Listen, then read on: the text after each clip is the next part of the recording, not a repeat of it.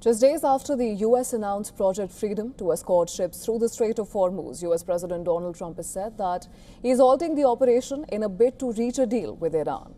In a post on Truth Social, Trump wrote that he was pausing Project Freedom following a request by mediator Pakistan and other countries. He added that great progress has been made towards a complete and final agreement with Tehran. However, Trump wrote that the U.S. would maintain a complete blockade of Iranian ports. Later, while speaking to reporters at the Oval Office, Trump dismissed Iran's military capability and said Tehran should have the white flag of surrender, but is too proud to do so. He urged Tehran to do the smart thing and avoid an all-out war. Listen to this. They should do the smart thing, and because we don't want to go in and kill people. We really don't. I don't want to. It's too tough. Great people. I know the people. I have so many Iranian friends from New York and from other places over the years. They're great people. I don't want to kill those people.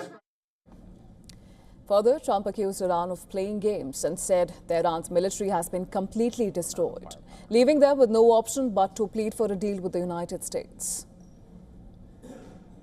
Iran wants to make a deal. What I don't like about Iran is they'll talk to me with such great respect, and then they'll go on television, they'll say, we did not speak to the president. We did not. I just spoke to, we did not speak to the president. So they play games, but let me just tell you, they want to make a deal. And who wouldn't? When your military is totally gone, we could do anything we want to them. Who wouldn't? Separately, Secretary of State Marco Rubio has said the U.S. military operation against Iran is over. But he stopped short of saying that the conflict is over or cannot be restarted. Addressing reporters at the White House, Rubio said that U.S. efforts to reopen the Strait of Hormuz, it's not an offensive operation, and the U.S. would prefer the path of peace. The operation, Epic Fury, is concluded. We achieved the objectives of that operation. I'm not going to, we're not cheering for an additional situation to occur. We would prefer the path of peace. What the president would prefer is a deal.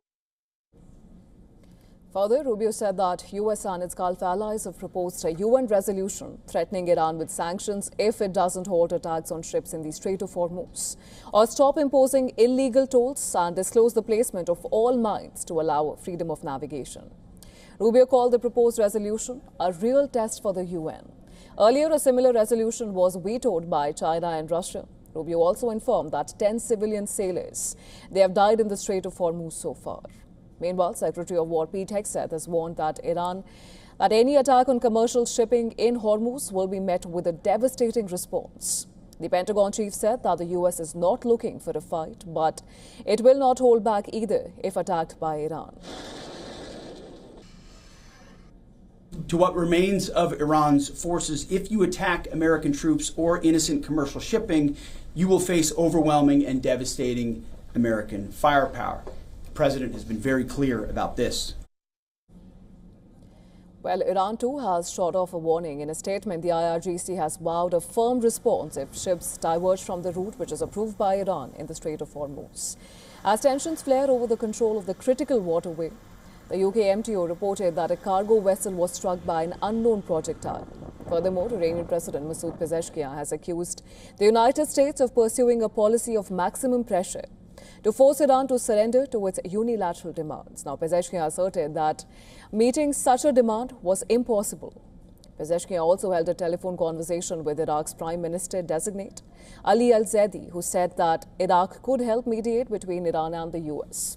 The talks come amid renewed tensions between Tehran and Washington in the Strait of Hormuz, even as a comprehensive peace deal eludes both sides.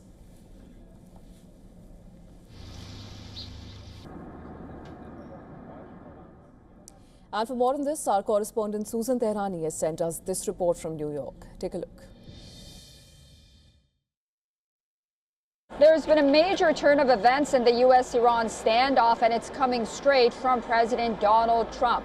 President Trump says Project Freedom, the U.S. naval operation escorting ships through the Strait of Hormuz, is now being paused after what he called, quote-unquote, tremendous military success and progress forward for a potential deal and, of course, negotiations with Iran. Secretary of State Marco Rubio had already been trying to reframe this mission as defensive, focus on protecting shipping lanes, and not a continuation of Operation Epic Fury. Defense Secretary Pete Hegseth had also echoed those sentiments, but also signaling that the military is locked and ready should diplomacy fail. We've heard all of this before, and it's far from a resolution. The blockade, after all, still remains in place, and leverage is intact, and both sides are perhaps testing whether or not a deal is actually possible. Susan Tehrani reporting from New York for WION World is One.